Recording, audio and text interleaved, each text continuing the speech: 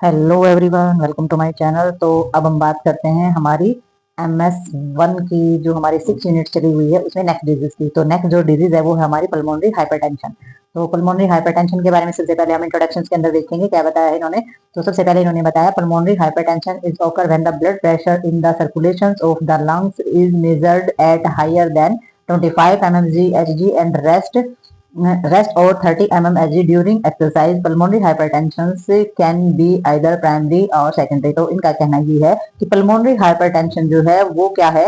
pulmonary hypertension वो condition होती है हमारी जिसके अंदर जब लंग्स के अंदर ब्लड जाता है सर्कुलेट करने के लिए, तो जो हमारी ब्लड वेसल्स जो होती हैं उनके ऊपर जो प्रेशर पड़ता है, यानी कि जो हायर प्रेशर होता है वो हमारा होता है 25 mmHg होता है। जब उसके अंदर से ब्लड चल रहा हो, जो रेस्ट कर रहे हो, तो उसमें 30 mmHg होता है। तो उससे जब वो प्रेशर हमारा बढ़ता है, जितना प्रेशर हमारा रहता है एक्सरसाइज के टाइम, यानी कि रेस्ट में हमारा 25 और एक्सरसाइज के टाइम हमारा 30, अगर उससे भी ज्यादा बढ़ जाएगा तो वो हमारा क्या माना जाएगा, पल्मोनरी हाइपरटेंशन माना जाएगा। यानी कि पल्मोनरी जो हमारी वेसल्स है उनके ऊपर जरूरत से ज्यादा ब्लड का प्रेशर बढ़ जाना।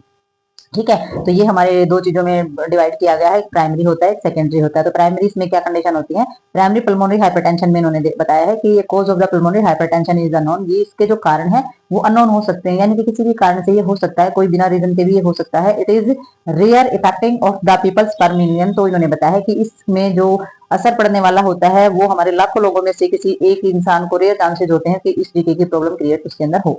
ठीक है, तो मोस्टली जो इन्होंने बताया है इलनेस जो होती है वो हमारी यंग्स में, एडल्ट्स में और स्पेशली वुमेन्स के अंदर ये कंडीशन देखी जाती है। ठीक है, वैसे तो लाखों लोगों में से एक आध लोगों को ये रेयरली होता है, बट अगर कंडीशन हमारी देखी जाएगी तो यंग पर्सन के अंदर, स्पेशली वुमेन्स के अंदर ये प्रॉब्लम देखी जाती है हमारी कौन सी, पल्मोनरी हाइपरटेंशन की। तो सेकेंडरी पल्मोनरी हाइपरटेंशन में उन्होंने ये बताया है कि ये पल्मोनरी हाइपरटेंशन जो होता है ये इंक्रीज होता है हमारा pressure of the blood vessels.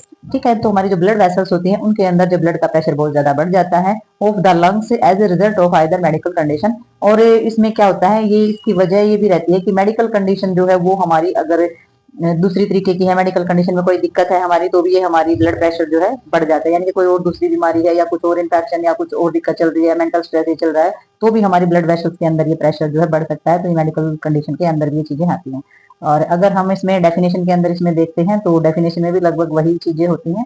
तो डेफिनेशन में इन्होंने बताया है ये condition is in which blood pressure rise with in the blood vessel with flying into the lungs. तो इन्होंने यही बताया है कि ये वो कंडीशन होती है जिसके अंदर हमारा जो ब्लड प्रेशर होता है वो ब्लड वेसल्स के अंदर बढ़ जाता है जब वो लंग्स के अंदर ब्लड फ्लाई कर रहा होता है। पल्मोनरी हाइपरटेंशन में भी due to the complications of pulmonary embolism. तो इन्होंने बताया है कि पल्मोनरी हाइपरटेंशन जो है वो हो सकता है कि कोई कॉम्प्लिकेशंस आ गया, और कॉम्प्लिकेशंस कौन सा, पल्मोनरी एम्बोलिज्म का। अब हमने पिछले डिजीज में पल्मोनरी एम्बोलिज्म तो पढ़ ही लिया है कि पल्मोनरी एम्बोलिज्म होता क्या है, अगर नहीं पढ़ा है तो आप बाद में देख सकते हैं वो। तो पल्मोनरी एम्बोलिज्म की भी कुछ ऐसे रीजन हो सकते हैं, कुछ ऐसे कॉम्प्लिकेशंस हो सकते हैं जिनकी वजह से हमारा पल्मोनरी हाइपरटेंशन जो है वो अराइज हो सकता है। अगर है तो ज्यादा बढ़ सकता है, अगर नहीं है तो हो सकता है। ठीक है, अब हम इसमें देखेंगे इसके कुछ कोज, और कोज के साथ साथ इसके क्लिनिकल मैनिफेस्टेशंस हैं और कुछ हमारे डायग्नोस्टिक एवोल्यूशंस भी इसके अंदर दिए गए हैं।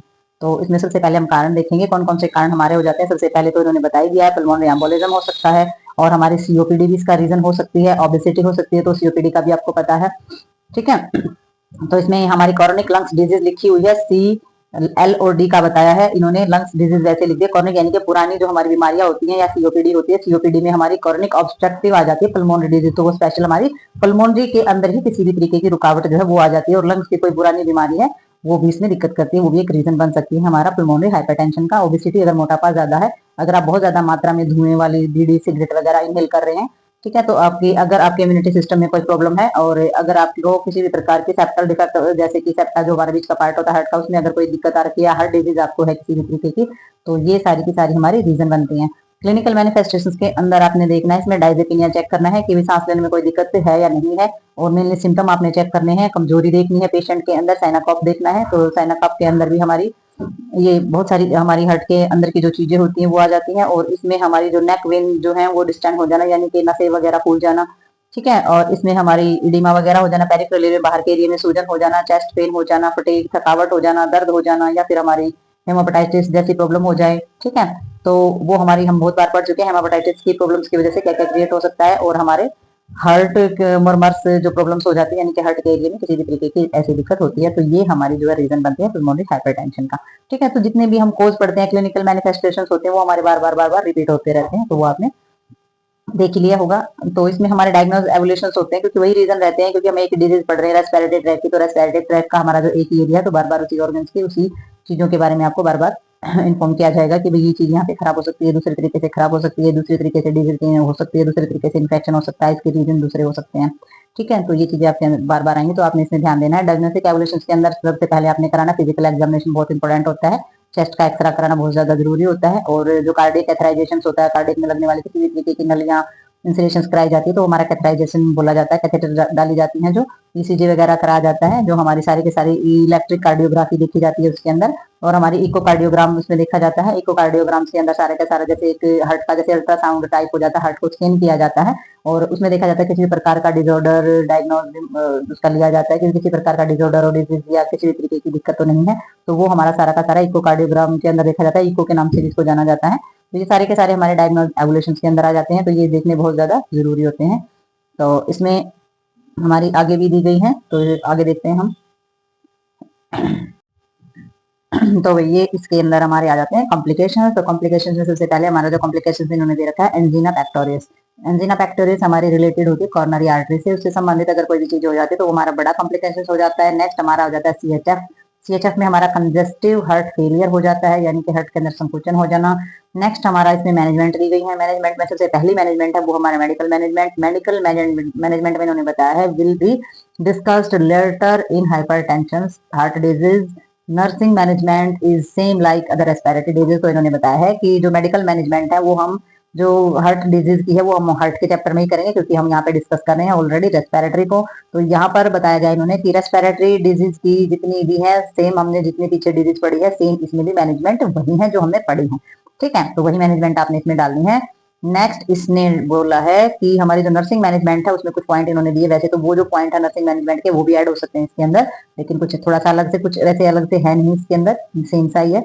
तो इसमें ineffective breathing pattern related to dyspnoea, decrease lungs expression, chest pain. तो अपने किस चीज के रिगार्डिंग अपने डायग्नोज करना, सबसे पहले आपने देखना है कि ब्रीदिंग पैटर्न, जो सांस लेने का जो पैटर्न है उसका, वो इफेक्टिव है या इनइफेक्टिव है, या फिर रिलेटेड टू डायजेपिनिया, ब्रेथलेसनेस उसको हो रही है, या फिर लंग्स का जो एक्सप्रेशन है वो कम तो नहीं हो रहा है, या फिर चेस्ट में पेन तो नहीं हो रहा। तो इन सभी चीजों को लेकर के आपने डायग्नोज करना है। Chest pain related to disease condition, तो बीमारी की जो कंडीशन है या चेस्ट में अगर पेन है तो उससे रिलेटेड भी आपने डायग्नोज करना है। एंजाइटी से रिलेटेड आपने करना है, उसमें भी डायजेपिनिया, पेन और डिजीज कंडीशन आ जाएगी, उसी को लेकर के एंजाइटी हो सकती है, चिंता हो सकती है, तो उनका भी जायजा आपने लेना है, डायग्नोज करना है। दूसरा आपने deficit knowledge related to disease and condition, treatment and the other self care needs. तो आपने जो भी जरूरतें होती हैं अपने लायक, जो इलाज है, जो कंडीशन है बीमारी की, उन सभी चीजों से रिलेटेड जो उसको नॉलेज है या पेशेंट को नॉलेज है, तो उस हिसाब से आपने डायग्नोज करने की उसको कितनी नॉलेज है और आपने किस तरीके से उसको हैंडल करना है, और किस किस तरीके से आपको किन किन चीजों पे काम करना है ट्रीटमेंट को लेकर के, ताकि आपकी दी हुई जो ट्रीटमेंट होता है आपका दिया वो इफेक्टिव रहे, पेशेंट के अंदर इंप्रूवमेंट हो, और पेशेंट जो है जल्द से जल्द नॉर्मल हो जाए, ठीक हो जाए। ठीक है, तो ये जो हमारी कंडीशन थी ये बहुत ही नॉर्मल सी थी। जो हमारा हाइपरटेंशन था बहुत कम, रेयरली चांसेस होते हैं ये सब देखने के, इसलिए इस डिजीज के अंदर बहुत ही कम दिया गया है।